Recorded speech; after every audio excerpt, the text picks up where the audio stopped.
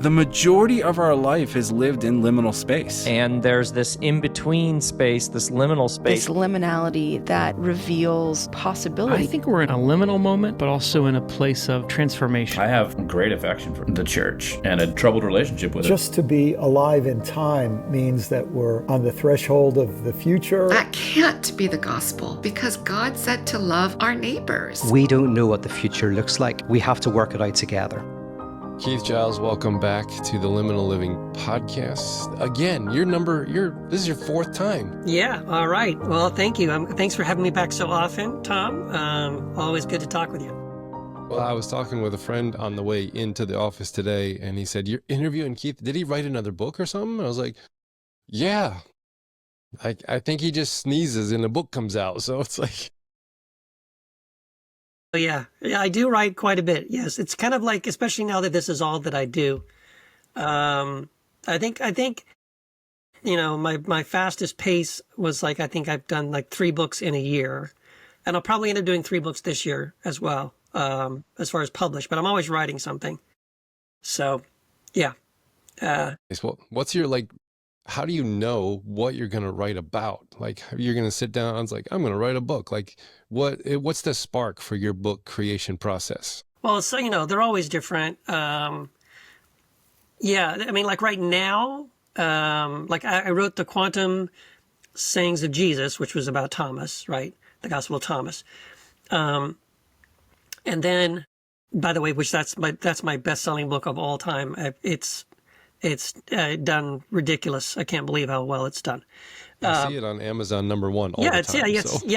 After it's been more than a year and it's now dropped. It's still in the top 10, but but it's still like crazy. It's still up there. So, and then so I decided I'm going to do a sort of a quantum gospel series. So the second one is coming out in a couple of weeks. So we're going to talk about here the Quantum Gospel of Mary. And then I'm currently writing the 3rd book, which is going to be the Quantum Gospel of Philip. And I've decided I'm going to round that series off with a 4th one, which will be the Quantum Sayings or the Quantum Gospel of Paul.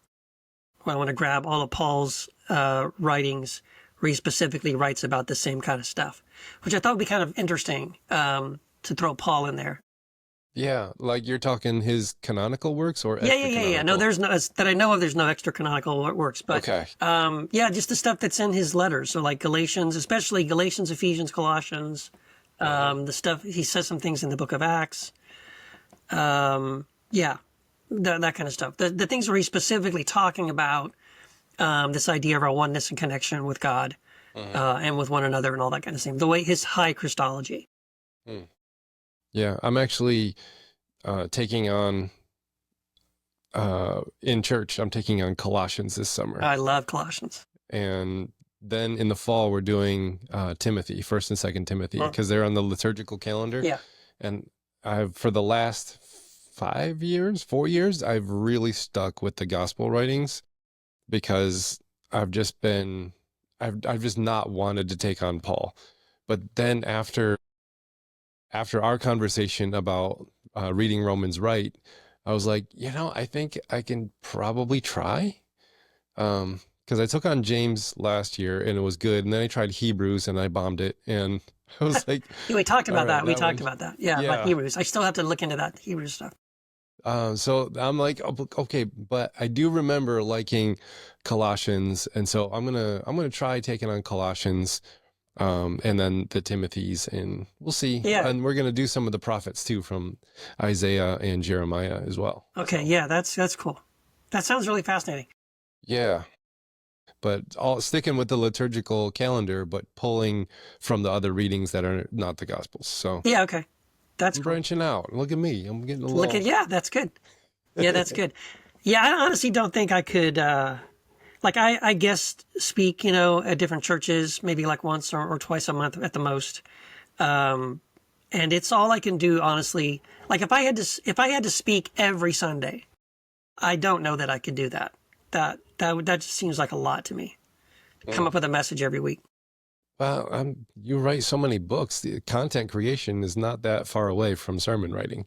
Okay, but so what I'm saying is I couldn't write my books and do a sermon every Oh, okay. I mean, unless I was just like preaching what I was writing, maybe I could do that. You could probably do that. I could probably do that, like just preach a chapter every week or something. Nice. Well, I want to know about the Gospel of Mary. I know absolutely zero about the Gospel of Mary. Okay. So, you know more than that. A little bit more than nothing. Yes. Okay. So what is the Gospel of Mary and how did you hear about it? Okay. Well, it's kind of funny.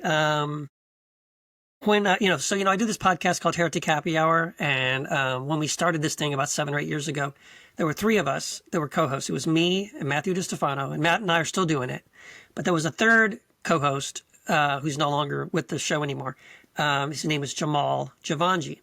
And he loved the Gospel of Mary. And it was kind of a running joke. He would constantly bring it up. And we would just kind of make fun of it, right? And so it's really, Matt and I have joked that it's really hilarious that, back then, if you were a fan of our podcast and you had said, hey, 6 or 7 years from now, one of these 3 hosts is going to write a book about the Gospel of Mary, you would never guess it was me. We would totally expect it to be Jamal. I have always kind of I've known that it existed, right? I was aware that it existed, but I didn't really read it, honestly. I didn't really look into it. I think it was when I really fell in love with the Gospel of Thomas.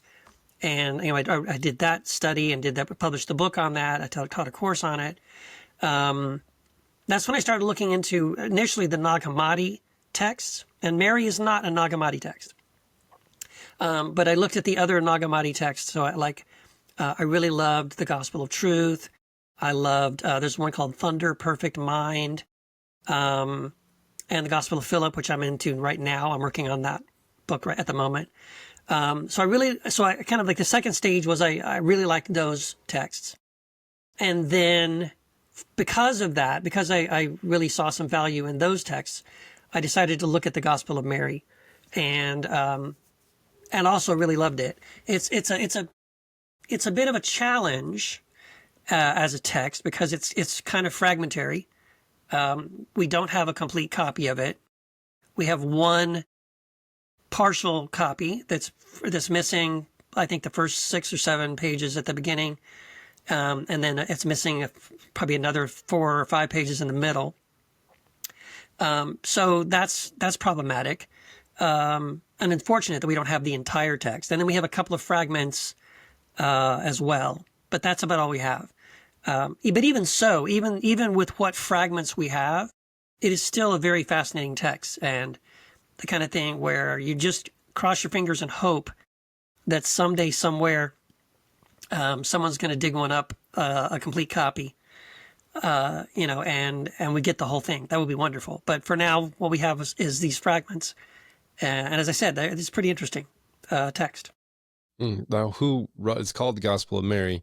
Who is the author suspected to be? Are there some folks that is kind of... Yeah, well, there's nothing that I've seen on the scholarship side to suggest, possible authors for it. I mean, it's dated sort of late 1st century at the earliest, mid to late 2nd century at the latest. So, there's a slight possibility, I suppose, that the oldest version of it could have been written by Mary Magdalene, but we don't know that. And so we can just assume that it might be something kind of, frankly, like Matthew, Mark, and Luke, and John, where someone decided, I'm going to write this story, I'm going to write this gospel, but, it's not necessarily written by Mary specifically. It could be based on some stories, right, that were floating around around the time concerning Mary Magdalene. And that certainly is something that people believe because of Mary Magdalene's stature and position when it comes to the early church. That's one thing where we have a lot of fascinating clues about Mary Magdalene and her identity, her position within the early Christian church, and also the opposition to her as an apostolic figure. So yeah, that's I guess the bottom line is we don't really know for sure exactly who wrote it. It does say, again, we're missing some pages. So the copy that we have, says Mary. It never says which Mary, but you can kind of piece it together. It's a Mary who's with the 12 disciples, and Peter really doesn't like her. It's probably not the mother of Jesus, because I can't see Peter like dissing Jesus' mom in front of him. And we also have evidence from the Gospel of Thomas and the Gospel of Philip of very similar confrontations between Peter and Mary Magdalene that are repeated in this gospel. So it's a pretty good chance that, yes, the Mary in question is Mary Magdalene. Okay, that was my next question. Was there's lots of Marys. There's lots of Marys. So this is suspected Mary Magdalene as kind of the figure. That's written around. Yeah, I mean, there's some very strong clues throughout the Gospel of Mary that the intended Mary is Mary Magdalene. I mean, things where, the disciples, Peter asks Mary in this gospel, tell us the things that Jesus told you, when the two of you were in private, speaking in private. And then Mary also talking about, alluding to in this gospel, hearing something from Jesus and then going to tell the disciples, right? That's kind of mirrored in the other gospels, where Jesus appears first to Mary and then tells her to go and tell the disciples, and then she runs and tells them. And that's why she's considered the apostle to the apostles. She's the first apostle to Jesus, because apostle means sent one, right? It just means you're sent out by Jesus, and Jesus sends her out to go proclaim his resurrection to the other apostles. Yeah, it's a pretty safe guess that it's Mary Magdalene. Okay. Now, who was it written to? Which communities was it written for? Yeah. And what's it trying to teach them? Why was it written to them? Any clues in that area? Yeah, a little bit. I connect some dots between this gospel and what are called sort of the Valentinian texts. We may have talked about this when I was on talking about the Gospel of Thomas. So there was again, when we talk about early Christianity, we have to talk about Christianities, plural. So there wasn't one singular Christian community. There were multiple communities of believers who all would have called themselves followers of Jesus, but what had slightly different ways of approaching Jesus and understanding his message and what it looked like to be a follower of Jesus, right? So we know about the Orthodox, right? That would be Irenaeus, Tertullian, Origen, all those guys. But then there was another group of early Christians. They were the followers of a guy named Valentinus. So we call them Valentinians. Irenaeus most vocally did not like them, did not like the way they practiced the Christian faith, because they allowed women and children and other people to baptize one another and to lead in the prayers and to read from the scriptures and to lead in the prayers and things like that. So it was a very open, egalitarian kind of, congregation. He didn't like that. He wanted a patriarchal system, for one thing. Well, I think he got it. He got it. Oh, sadly, they won out. They won. So yeah, I think, and I'm not alone. I mean, many other scholars would say this as well. The Gospel of Mary would fall into that sort of stream of the Valentinian texts, so that would include the Gospel of Thomas, the Gospel of Philip, the Gospel of Truth, because they're talking about very similar themes, where they're talking about that what Jesus wants us to understand is that there is Christ in all of us, that we all have sort of a shared divinity and a shared humanity, and that we should develop our own spiritual, relationship and connection with God ourselves without mediators and those kind of things. And so that kind of message is pervasive through the Gospel of Mary, the Gospel of Truth, the Gospel of Philip, the Gospel of Thomas. And so to answer your question, I think it was written to that community or by someone in that community to emphasize that message. I do think it's very interesting as well because, and I talk about this a lot in the book, there is all kinds of evidence that there was a very strong, and we know now very successful, attempt to specifically erase Mary Magdalene. So this is, I think, the reason why we don't have a lot of copies of the Gospel of Mary, floating around. I think it's the reason why, I talk about in this book about the scholarship of Dr. Elizabeth Schrader, who in my opinion is the leading scholar when it comes to the Gospel of Mary Magdalene. And she was very, very helpful to me in writing this book. She sent me all kinds of stuff, things she had written, some things that hadn't even been published yet that she let me look at and quote. And so her scholarship, which has now finally been accepted even by Catholic and like the leading Protestant Bible publishers. So now her scholarship on the Gospel of John, demonstrating that there was an attempt to erase Mary Magdalene from the Gospel of John as a way of removing any sense of her prominence in the early church.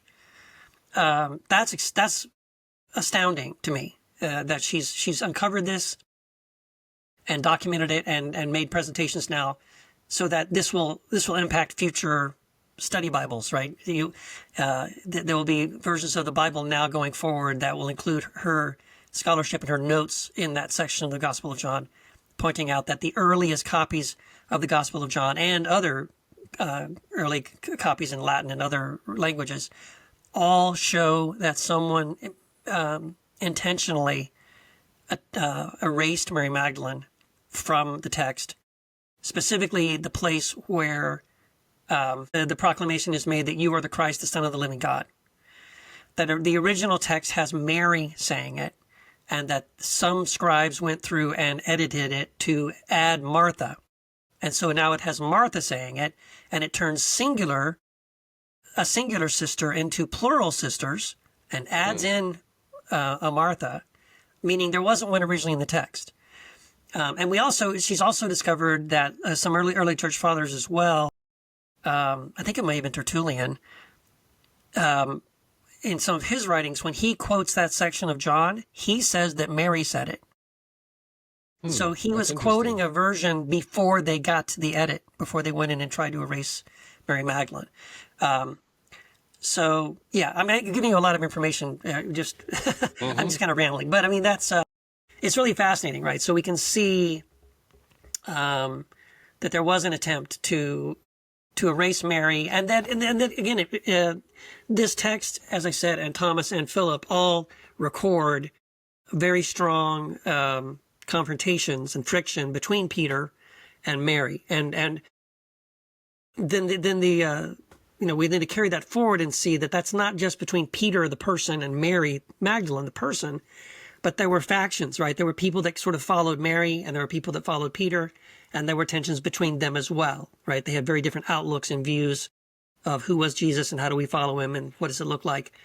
And so that tension is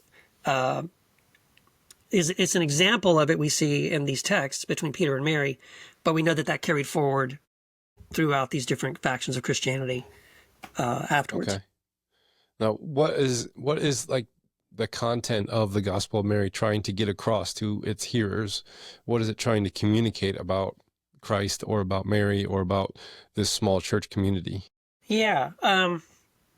Well, several things. One of them is, I think one of the most significant parts of it is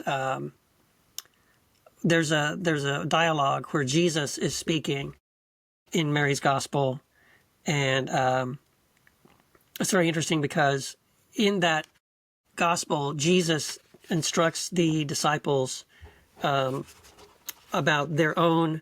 They basically says, that they are the child of humanity, that the child of humanity is within them. And what's interesting is that phrase, child of humanity, is very similar to the saying that we see in Matthew, Mark, and Luke, when it's Son of Man, the phrase Son of Man is used as a messianic term to talk about sort of the authority of Jesus and the even the deity, right, of Jesus, right? So it's a messianic title of authority. But in the Gospel of Mary, I'm just going to read it here. It says, Jesus says to them, "Peace be with you. Bear my peace within yourselves. Beware that no one leads you astray, saying, 'Look over here,' or 'Look over there.' For the child of humanity," or the Son of Man, "is within you. Follow it. Those who seek will find it. Go then and proclaim the good news of the age." So that's very fascinating because it's this shift, right? Again, these are things that are not just true of Jesus. The child of humanity is in you. Now, that's very similar to, right, in other Gospels where Jesus says the kingdom of God is within you, right? But again, it's pointing to the Christ in us and redirecting our attention. Like, it's not just about Jesus. This idea that we should worship Jesus, like Jesus never asked us to worship him, right? Jesus said to follow me, right? To take his teachings and the things that he said and do those things. Trust in what he said. Trust in his words, in his teaching. And so this idea that the child of humanity, Son of Man, however you want to look at it, is within us. Again, that's a radical idea, but it's also, you could find those kind of teachings in the other Gospels that we have in the Bible as well. And you definitely see it in Thomas and Philip and other Gospels. But it's just much more prominent and emphasized in Mary's Gospel, that concept of the child of humanity within all of us. And it also then has a connotation of that our humanity is not separated. The concept of humanity is not separated from divinity. That to be fully human is to be fully connected with God. That's also a really fascinating concept that gets developed later on in Mary as well. So that's one of the biggest things, I think, in the Gospel of Mary, and that comes pretty early in the text. I like that. Child of humanity is really interesting, but there's like this, there's like a push to make God the external patriarchal figure on the outside that then demands worship, conformity, uniformity and that probably is solidified as the main trajectory of the church, at Constantine. Yeah. Yes. And there's these factions that are like, the Valentinian factions are more of like the God within us. They're more egalitarian. Sounds like there's that wrestling going on, even in this passage, where they're trying to point to not the external God out there, but the internal experience of, of the Christ within all of us. That's what I'm kind of picking up on as you're explaining it. Well, yeah, no, that is exactly what it is. That's exactly what it is. It's not when you talk about God in these Valentinian texts. Again, Thomas, Mary, Philip, the Gospel of Truth. God is not up there somewhere, right? It is more within, and we can connect with God because God is not separate from us, right? God isn't up there, out there. God is in here with us, right? This idea of Emmanuel, God with us. It's God in us. The child of humanity is in us. The kingdom of God is within us. We're made in the image of God, right? It's this emphasis on... and it's pretty radical in Mary, I think, this reframing of this idea of the child of humanity in contrast with this other concept of Son of Man as, again, this singular, separate being. That all those things, so we have no trouble thinking of all those things about Jesus. Like, of course, all those things are true about Jesus. But what's happening in the Valentinian text is Jesus is telling us that these things are true of you as well. Right, and wanting us to awaken. And they use that metaphor a lot about awakening. And it uses also phrases all the time, like standing up. Because when when you're asleep, you're laying down. When you wake up, you stand up, right? So to be awakened, to stand up, to realize these things are true. And have always been true. It's true whether you realize it or not. What's interesting is, like, for Constantine to make something uniform, like, he's got to bring everything together under one umbrella, and that is much easier to do with an external patriarchal figure of a God. Yes. Than it would be more of a democratic approach to egalitarian approach to, like, a God is in each one of us. So that's probably that's probably when it really got squashed down, is when we finally said, nope, we're doing this external patriarchal authority. This is the thing we can control. This is the thing we can, enforce. And that temptation to control, enforce by asking for uniformity, I mean, that seems to be happening today in our political realms as well. So I totally what agree. could the Gospel of Mary give the church that struggles under our current political reality, where we're experiencing another Constantinian overhaul of everything? Yeah. Well, I mean, I totally agree with you. I totally agree. I think that Constantine, and again, even pre-Constantine, right? When you have the proto-Orthodox like Irenaeus, and they were still arguing for a patriarchal, top-down hierarchical system, the bishop rule. If the bishop isn't present, you can't have, the church cannot be the church because the bishop has to be there. And again, that's in stark contrast to the Valentinians, because every believer had Christ in them. If two or more gathered, literally Christ was in their midst, and they could worship and fellowship and all that. So, I think if you really, really embrace this idea that the child of humanity is within all of us, that we have this shared divinity and the shared humanity and all that, I kind of feel like you ask, how can this help the church today?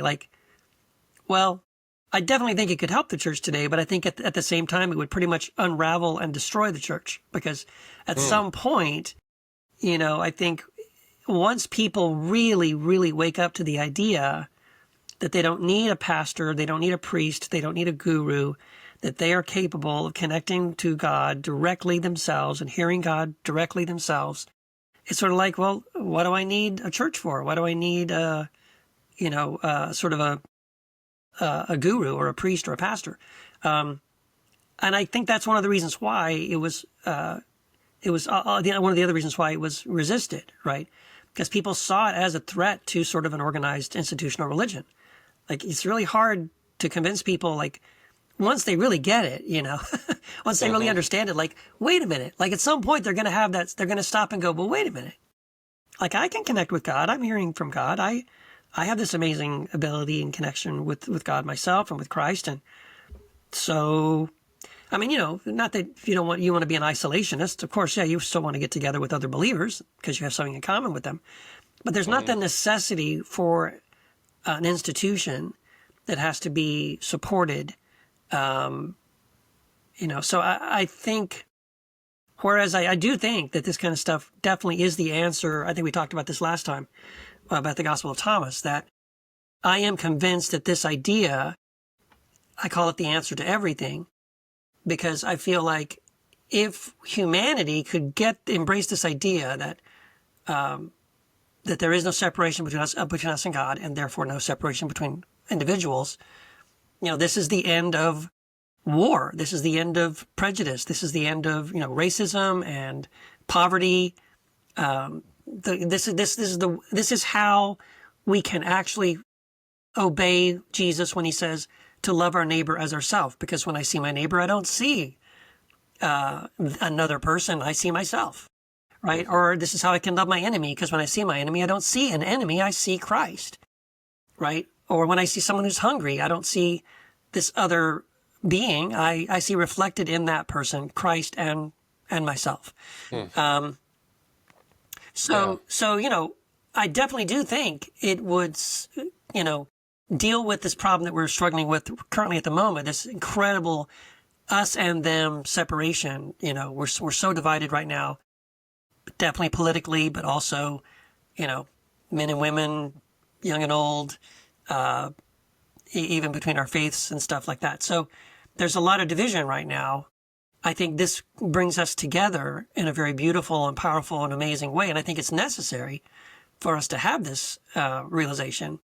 But at the same time, it starts to pull on the thread of the institutions that currently exist and are in power because of a separation, right? Governments, churches, political systems, all of those things kind of lose their meaning and their point and their purpose if there is no other to resist and fight and come against, right? And dominate over.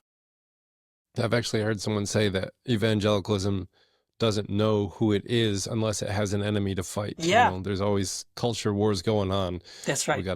We gotta fight them that they are, whoever they are, and that changes over time. Whatever seems to be the hot button topic. Yeah, it's communists, bootleggers in the 20s, yeah, yeah, bootleggers, all the way to communists, like modern day. Yeah, and then gays, and now trans people, and liberals, and yeah.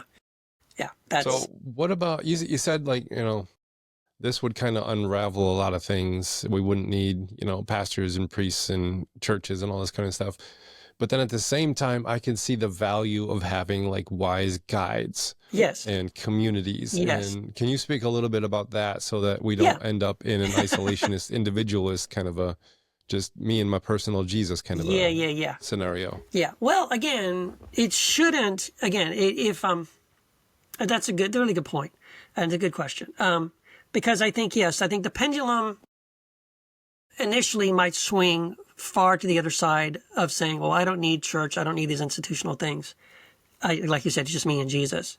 But then I think that's an overcorrection, right? And then at some point, I think the pendulum might swing back more to the middle of saying, okay, those things aren't necessary. It's not like I must depend on those things. But if I really also still do understand that I am connected to God and we are all connected to one another, that means we do need one another, right? And so it shouldn't, again, someone who truly understands this oneness, idea of oneness and non-duality, can't really be an isolationist. If they are, they haven't gotten it, right? They've misunderstood it. Because you are so connected to everyone else, right? That you definitely need community. You definitely need as large and as expansive and as welcoming and affirming a community as you possibly can. A community that doesn't look like you all the time, right? So I'm an old white guy, so that means my community should not be mostly other old white guys. I should have connection and community with everyone.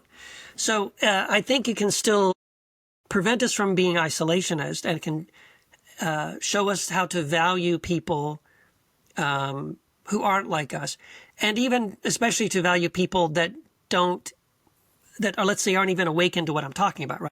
So like, I have really good friends who are, evangelical Christians. I have friends who are Muslim. No, and if you're a Muslim, you probably don't embrace this idea that we're all one and we're all connected and all that stuff. But that doesn't mean I reject you, right? I still respect you, even though you have different views. Because I do see a connection, right? A spiritual connection between you and me in our humanity. And so, I think it could become a threat, if nothing else, a perceived threat by a lot of Christian churches that, hey, if I start preaching this from the pulpit, I might be, if I'm successful, I might end up closing my doors and preaching myself out of a job. That's possible, that might happen. Because some people are just going to be like, I don't need this, right? But the truth is we still need each other. So again, I don't think that this message is encouraging us not to remain in community and remain in connection with one another. If anything, the opposite. I think it should, this again, it's about loving one another. How do I love my neighbor as myself? How do I love my enemy? How do I embrace this shared divinity and shared humanity? And that would keep us in connection and keep us in community. Well, what's something that surprised you about this document as you're studying it and get ready to write this book? Is there something that just popped out and you're like, I totally didn't see this coming, or just something that was just really a great find that you just really held on to? A couple things. One of the, right off the bat, there's a couple of things. But right off the bat, near the very beginning of, I think it's one of the very first things, actually, in the fragment that we have, the way it starts, the Gospel of Mary. It says, Peter says to Jesus, since you have explained everything to us, tell us one other thing. What is the sin of the world? And Jesus says, there is no sin, but it is you who make sin when you do the things that are like the nature of adultery, which is called sin. He says, this is why the good came into your midst, coming to the good which belongs to every nature in order to restore its root. So that was a shock. I mean, right off the bat, the first part. There's no sin. There is no sin is like, whoa, oh. Except the one that you make. Yeah, exactly. Well, and so what's funny though, and so it shocked me, but to be honest, like, I have been on that page for a while now. I mean, even as an evangelical Christian, I would get frustrated by why there was always such an emphasis on sin, right? And not an emphasis on forgiveness. I can remember one time visiting, my youngest son for a while was going to an Anglican church, and he loved it. It was great. So I stayed with him for a couple of weeks, and I got to go to 2 different services in a row. And I noticed that it was almost like this, and it was, it's kind of a liturgical church, right? So every Sunday it kind of follows the same pattern. But it felt like this revolving door of like, the service begins, and the emphasis is on your sinfulness. You're such a sinner. You're such a wretch. You're such a worm. How could anyone love you? How could anyone forgive you? All the songs you're singing, all the verses you're reading, it's all like kind of reinforcing this idea. And then you get the sermon, and then they have the communion, and the communion is, oh, now you can come forward, and oh, now you're forgiven. Now you're one with God. Now everything's wonderful. Okay, everybody, come back next week because, we're going to do it all over again. We're just going to go round through this revolving door. And my thought was just like, what if you started the service like the way you end it? What if you came in and the beginning of the service was, we are loved and healed and forgiven and we're one in Christ. It's so amazing and beautiful. Thank you, God. And let's just celebrate the rest of the service. Why do we have to go through this? You're a sinner, you're a worm, you're a wretch. Like, you know what I mean? Like it's this, I don't know, that whole paradigm that is focused on, the focus is on the sin. And honestly, I don't see that's what the scriptures are saying, right? Jesus is forgiving sins all the time. That's how he starts the conversation, like 99% of the time. Your sins are forgiven. Now, what's your name? And what would you like? Like, he starts there. Like, I think that's where we should start as well. We've made it so much about the sin, and I think, so anyway, I talk about this in the book, in the chapter, like there's other fascinating verses, like it's, what is it, 2 Corinthians, where Paul says, God was in Christ, not counting our sins against us, but reconciling the world to himself. Again, why don't we start there? That would be wonderful. Like that should be the beginning. Hey, everybody, great news. God isn't counting your sins against you. And in fact, the whole world is reconciled to him. Let's go. Let's start here. So I feel like there is such an emphasis on sin to the point where it sort of, again, I think this is one of the things that religion does, right? The organized religion wants to keep us dependent on the religion. So like we have to come back every week and sort of jump through the hoops so that we feel like we need to earn something that the truth is we already have, right? Mm-hmm. We already have this instant, immediate love of God, this connection with God. So, you know what I mean? It was a shock to read it in Mary where Jesus just says, there's no sin. You guys make that up, right? But at the same time, I think it's very refreshing, and I kind of agree with that concept, right? I think it's also similar to the concept when Jesus says to Peter in the Gospels, in the Synoptic Gospels, he says that he says he gives to them the keys of the kingdom, and whatever you bind on earth will be bound in heaven, whatever you loose on earth will be loosed in heaven. And so, again, it's sort of like, okay, but we've got these keys, and what are we going to do with them? Are we going to set people free? Or are we going to bind them, right? And to me, that emphasis on sin is we've decided to use those keys to lock people up. And then once a week at the end of the service, we'll unlock it for, 20 minutes. But then we'll lock it back up again. Come back, you know what I mean? Like we're just playing this little game. But Jesus is like, but you're the one doing the binding and loosing. You're the one locking people in or out. Jesus isn't doing that. God isn't doing that. You're doing it, right? I'm going to give you the authority. You get to decide how you're going to handle this. And unfortunately, I feel like our emphasis has been mostly on using those keys to bind people up rather than to set them free and to emphasize, again, their oneness, their connection with God, their forgiveness, that's the emphasis. And not keeps them coming back for the drug. Yeah, keep coming back next week to get your fix. Yeah. Now, how would they then view morality and ethics if they're going to say there is no sin that's already dealt with and there's all forgiveness and all grace and we're all one? how does morality and ethics then play? I know how it used to play in my mind as a fundamentalist. Yeah. How does it actually play out in how this worldview you're telling me about? Yeah. Well, I think the emphasis would be, again, it starts with love, and it starts with recognizing that God is love. We are made in the image of God, who is love. We are all connected to God, and we're all connected to one another, right? There is this community of, again, the child of humanity is within all of us. So everything we do should reflect that truth, because that's the truth. That's the reality. That's the way the universe actually is. There is a Father, and this loving Father has made us all in the image of this loving Father. We are all children. We are all brothers and sisters, and we're all connected in ways we can't even imagine. And so then everything we do should flow out of that. If it doesn't, then we're not in alignment with that realization of our connection with the Father and our connection with one another. We're not seeing Christ in one another. We're not seeing humanity reflected in one another. And that would be the standard of morality and ethics. Like when you're violating that law of love and connection, then you need to realign to that. You need to remind yourself, wake up again, repent of that, and turn back to letting love again be your driving force. Yeah.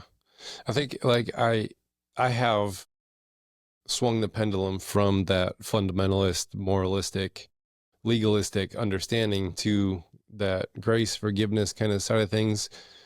And I think for a while, I had the luxury of just living in a world where I could just sit in that little naive bubble.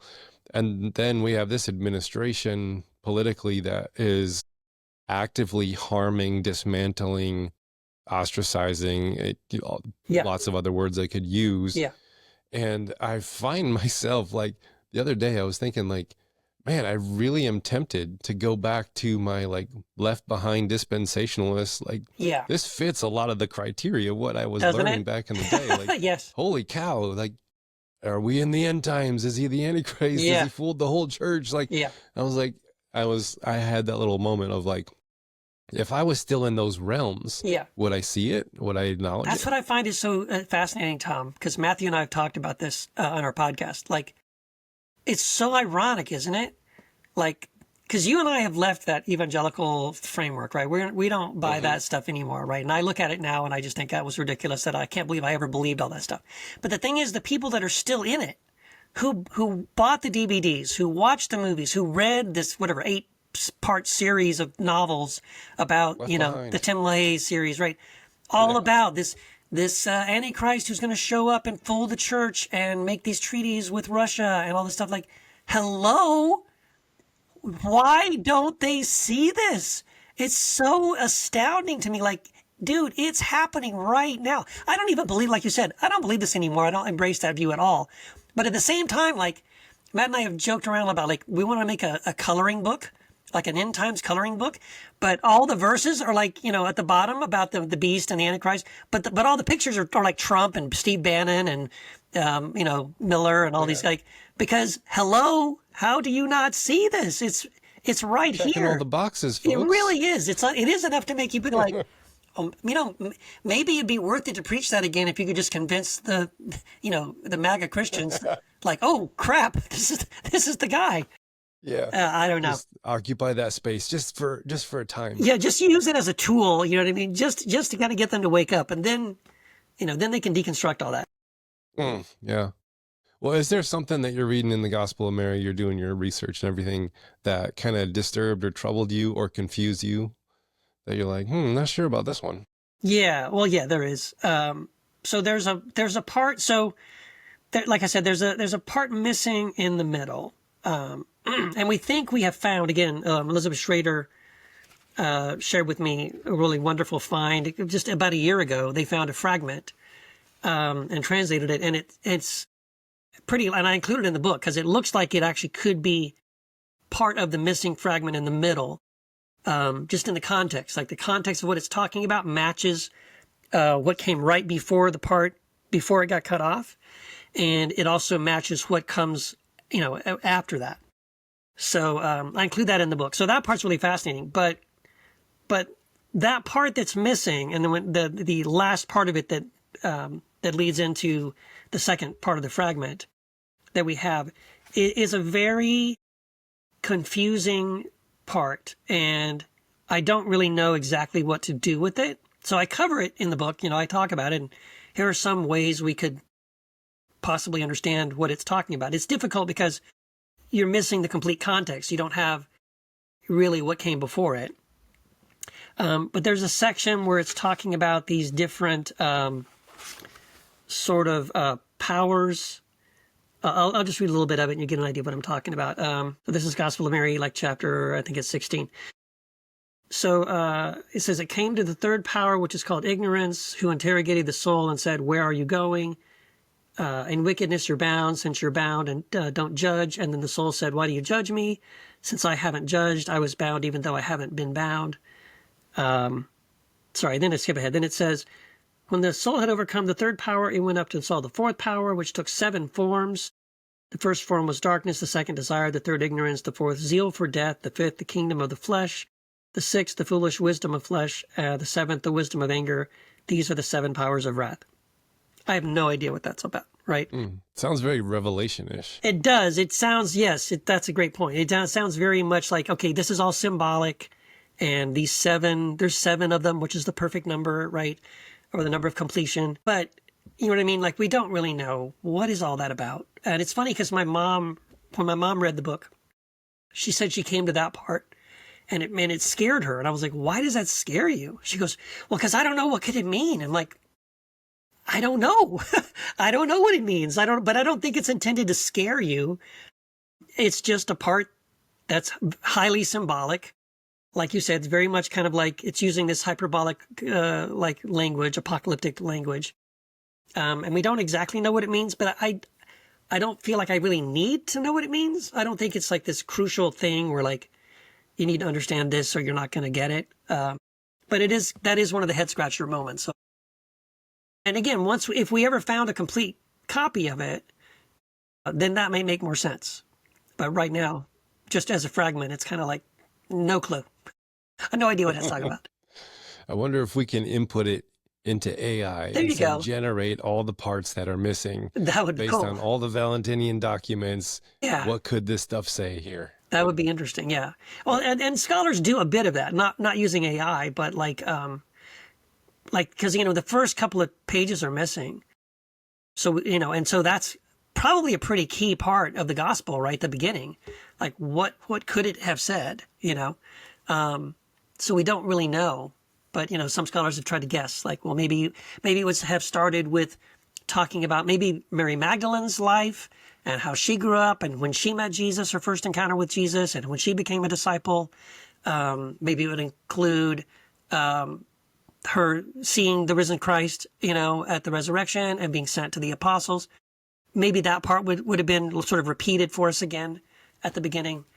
But again, we don't know. Until we find something, we're not going to know. Sorry, I was on mute. Do we have any like interactions of early church writers with this document? Any people praising it or critiquing it that you found? Yeah. So what's interesting is we do and we don't. So I included in the book sort of as an appendix references to Mary Magdalene, the person. Not the Gospel of Mary, not the Gospel of Mary, the text, but the person of Mary.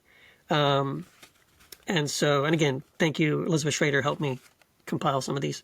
So people all the way from Celsus, Irenaeus, Tertullian, Origen, Gregory of Nyssa, Hippolytus, Ambrose, Cyril of Jerusalem, Eusebius, John Chrysostom, a lot of these, Jerome, Augustine, a lot of them had something to say about Mary Magdalene. A lot of it critical, but some of it very beautiful and very affirming of Mary. But we don't have, and this is again one of the. If there's a strike against the Gospel of Mary, it's that there aren't a lot of references to the text, right?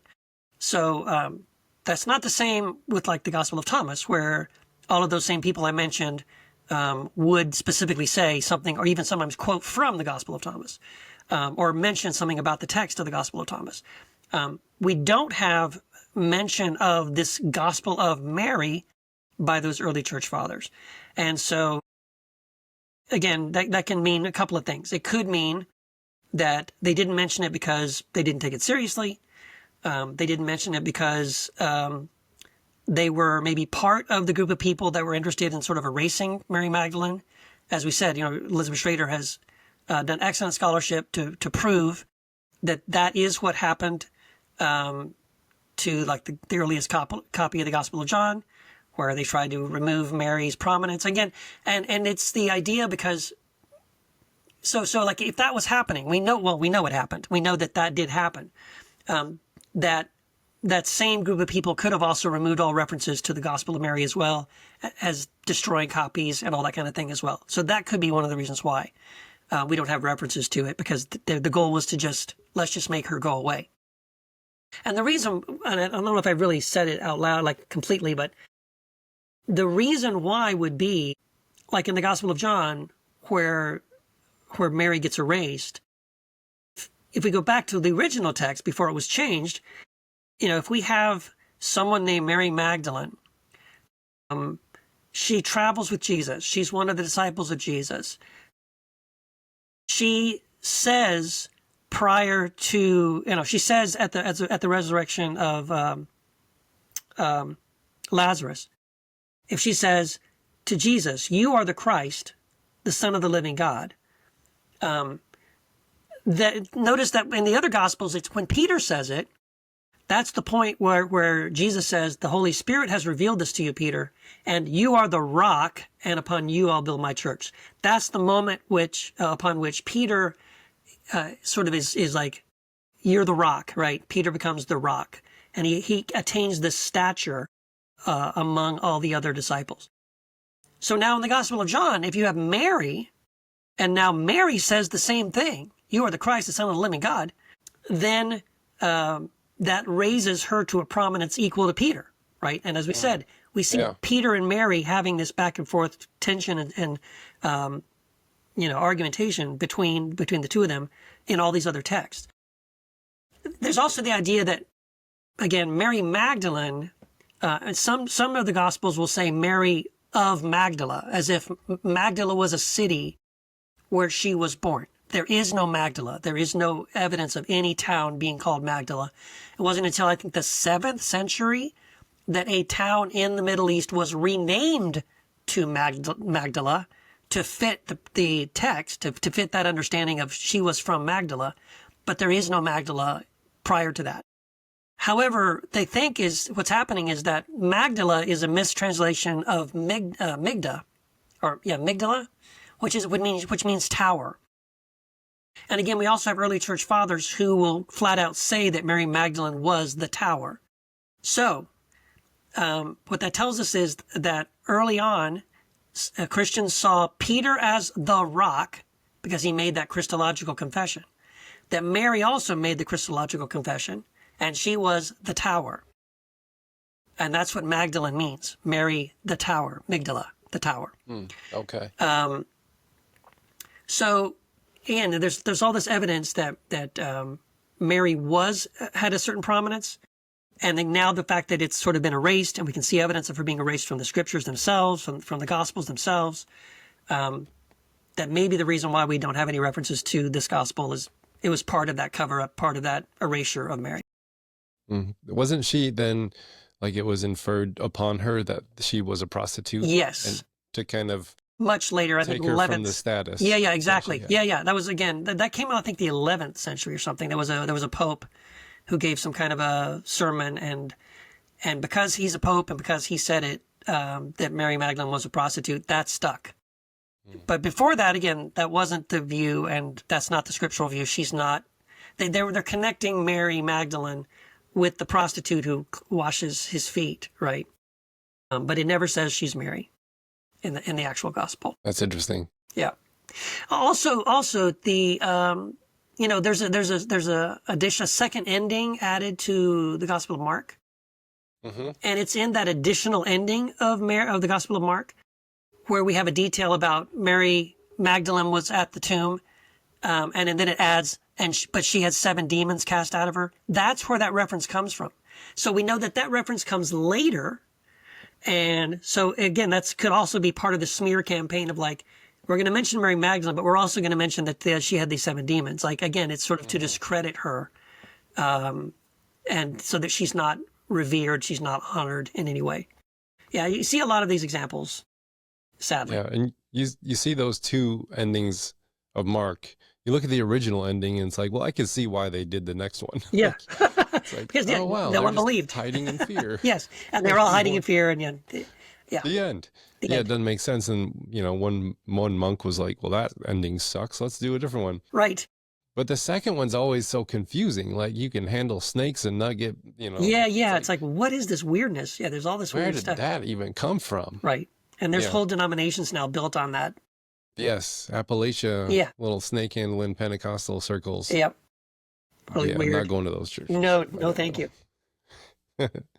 Well, any other gems out of this book that really stuck with you that you just want to share with us? Yeah, well, I'll just say, like, this book, the Quantum Gospel of Mary, is really 2 books in one. So you get a bonus. After the first, 110 pages of the Gospel of Mary, the second part of the title is "And the Lost Gospel of Truth." So I also deal with a Nag Hammadi text called the Gospel of Truth, which is pretty obscure. Most people have never heard of it, but it's one of my favorites. I really, really love it. So the chance to go through the Gospel of Truth and it's very poetic. It has such beautiful language when it talks about God, when it talks about Christ. So that's the bonus. I really love that. And I think people will love that. Pick up on that in the subtitle. Yeah. That's okay. Yeah. The Lost Gospel of Truth there's a commentary of the Gospel of Truth alongside the Gospel of Mary. Well, that is cool. Yeah. All right. Well, I'm gonna have to go get me this book. When does it come out? May the 20th. May the 20th. All right. Well, we're gonna send people to Amazon. Yes, please. And Go to by Amazon. the time this one airs, it'll already be out. So, yeah. For sure, we'll send them to Amazon. Do you want to say anything else that you're doing in the world that you want to send people? You got lots of podcasts you're doing and all that. Yeah, well, if you want to keep up with me, I'm on Instagram, Facebook, all that. And Heretic Happy Hour is the podcast. We do this, do it 3 episodes a week.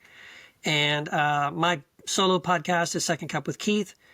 And if you want to keep up with, like, if you like this kind of stuff, like the Gospel of Thomas, the Gospel of Mary, the Gospel of Truth, I'm currently writing the Gospel of Philip, but you can basically read it every week as I'm writing it, because every week I publish something called the Inner Circle every Friday, and it's a subscription. So every Friday I will post one of the chapters and my commentary, and that will eventually get collected. That's how I wrote the Quantum Sayings of Jesus on Thomas. That's how I wrote this book, the Quantum Gospel of Mary, was doing this series.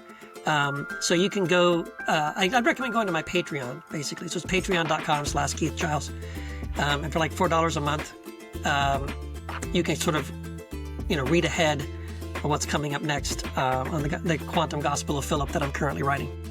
Awesome. Well, I'll put that link in the comments for sure. Well, hey, thanks for coming on 4 times on the podcast. And it's always good to talk with you and just hear what you're up to. And it always encourages me, like, I could write a book. Keith's written like 40. Yes, you can. Yes, you should. I think I can do this. I think you should. I'd love that. I'd love to see it. All right. Well, I'll put the links down in the comments. And thanks again for coming on the show, teaching me a little bit about the Gospel of Mary. I want to check this book out. Thank you so much, Tom. It's a lot of fun.